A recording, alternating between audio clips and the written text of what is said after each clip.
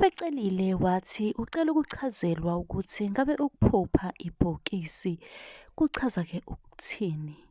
Ukhumbule-ke ukuthi ukuphupha ibhokisi kungasho izinto ezimbili.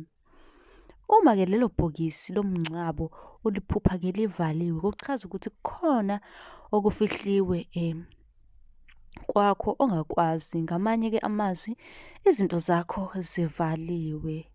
Kusho ukuthi kumele usukumele lelo phupho, kungaze konakale kakhulu ngoba khona la izinto zakho ey'valwe khona, noma ngithi ogangayo ozama-ke ukuvala izinto zakho. Ngaba-ke iy'nhlahla noma ukuphumelela kwakho. Sukuma ungahlali. Amaphupho-ke kubalulekile ukuthi siwalalele okuwashayo ngoba-ke indlela abadala abasibonisa ngayo. Ukuphupha-ke ibhokisi lomngcwabo futhi kuyasibika-ke isifo esizovela ekhaya noma kumuntu osondelene naye, noma-ke ngithi kwisihlobo sakho. Kusho ukuthi ibhokisi-ke uma ukuthi-ke uyaliphupha nje, nakho lokho kubuye kuchaze-ke isifo-ke. Ngibone-ke abanye ey'nkundleni zokuxhumana besho khona ukuthi ayi, ibhokisi isifo ngoba phela ayi, akekho-ke ongajabulela ukubona ibhokisi. Sonke masilibona siyathuka. Ngabe-ke ulibona ephusheni noma uyalibona-ke noma ikuphi uyathuka.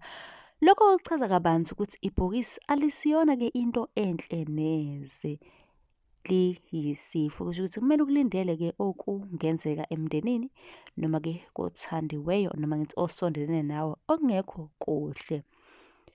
Mlaleli, ngicela ukuthi-ke ushaye usubscribe la ukuze ungaphuthelwa-ke mhla sengibuya phela ngizophendula lo mbuzo ozowubuza wena la kwi-comment section. Ungibuze ukuthi iphupho elithize lichaza ukuthini. Subscribe ukuze-ke ungaphuthelwa namanye amavidiyo engisazowafaka.